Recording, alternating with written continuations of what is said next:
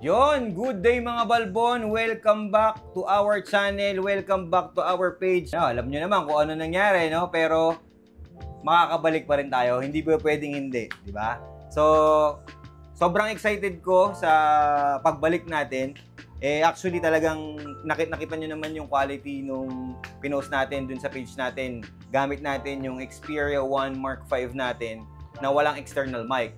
So, we decided na siyempre meron na tayo before na DJI Pocket 3. So may kasama ng mic yon, yung mic 2. So nandun na tayo sa level nung kumbaga quality ng video and ng audio. So siyempre okay na. Ano ba masasabi niyo diyan sa sa quality ng Xperia 1 Mark V? Let me know sa comment section. And of course, siyempre kailangan natin ng magandang audio para doon, para ma-match natin. So what we did is we bought this DJI Mic Mini. So yung kinuha natin is yan, yung 2 transmitter and 1 receiver. Tapos may kasama na siyang charging cable, yung charging case niya, which you can keep all the accessories dun sa charging case na yun. Pinadala sa atin to, syempre this is ito yung Shopee store. Tapos nakalagay siya dito sa box na to. So galing pa to ng saan to? China pa ata to. May Yuan Village. So, abroad pa galing. So, overseas pa siya galing. Pero, ayun, ganito experience. Ito na yung gamit ko na isang mic. Gusto ko lang i-share sa inyo kung ano yung makukuha mo pagka bumili ka nito. And kung ano yung katulad niya, naririnig nyo na siya ngayon. So, tara. Simulan na natin to. Out from the box, may kasama na siyang bag. Ito yung bag niya. And ayan, makikita nyo naman dito, meron siyang DJI na maliit doon. And ito, meron siyang hawakan dito na merong orange stitching. Yung kanyang texture, tol, okay naman, pero medyo parang water repellent yung dating niya. Hindi katulad nung lagayan or yung bag nung DJI Pocket 3. Yun, medyo mas parang kitang-kita mo and feel mo na water resistant or repellent talaga siya, no? So ito, may isang zipper lang siya dito. Sa likod, wala naman siyang design. Ganyan lang talaga siya. So yung kanyang zipper ay merong gano'n, DJI na yan, So pag in-open mo siya, yan, makukuha mo dyan, syempre, well, yung charging case mismo na yan, di ko pa tinanggal yung sticker Pero meron siyang DJI dito sa ibabaw. Tapos, yan, ito yung ilalim niya. Yan. And then, ito, mga battery indicator to. Ito yung kanyang charging port sa likod. So, pagka in-open natin yan, i-press mo lang to. Sabi nga, press to unlock. Yan. Wow! Yan. Nakikita mo siya dyan. Ito yung lagayan nung transmitter. Tapos, ito yung di sa gitna, yung receiver. Tapos, meron siyang cables, syempre, which is type A na USB and then yung type C. And then ito TRS to TRS. So pang camera.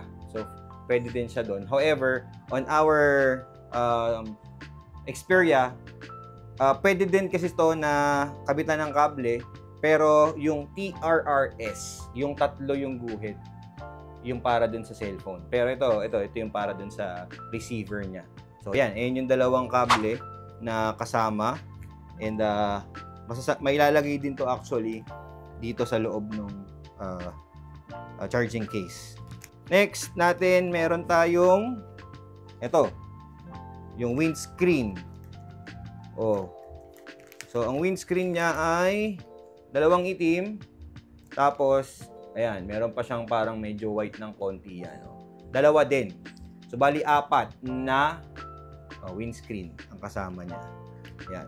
So, ngayon, actually, merong nakatutok sa akin na fan. Ewan ko kung naririnig niyo yung fan. Pero, subukan nating lagyan ng lagyan natin ito.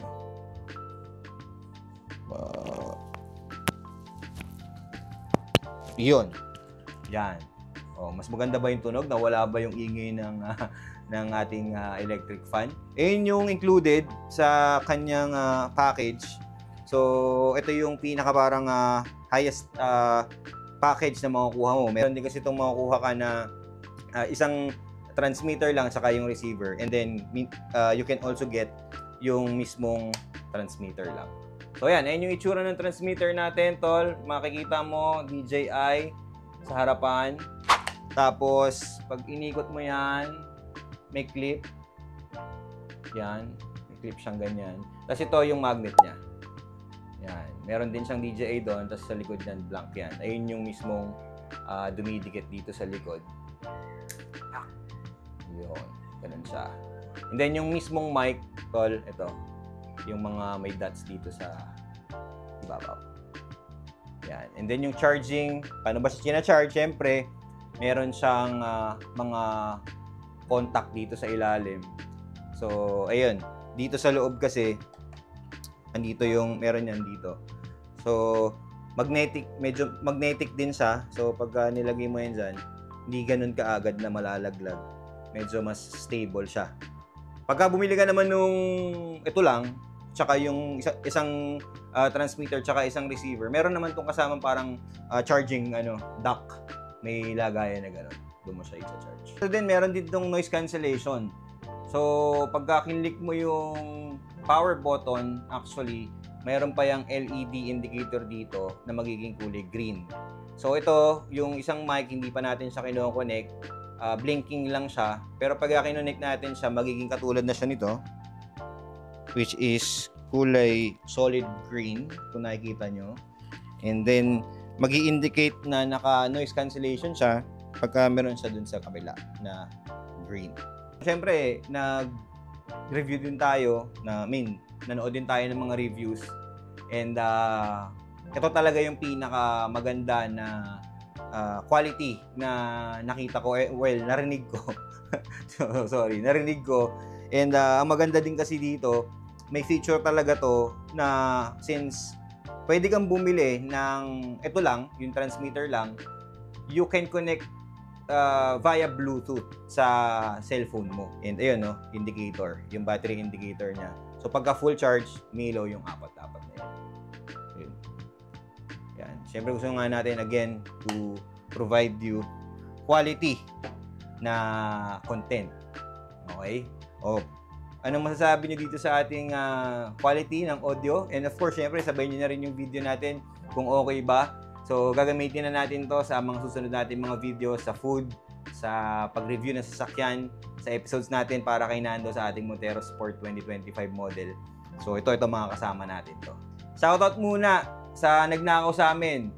Sana napapanood mo, Totol. Hindi mo kami mapipigilan. Tandaan mo yan.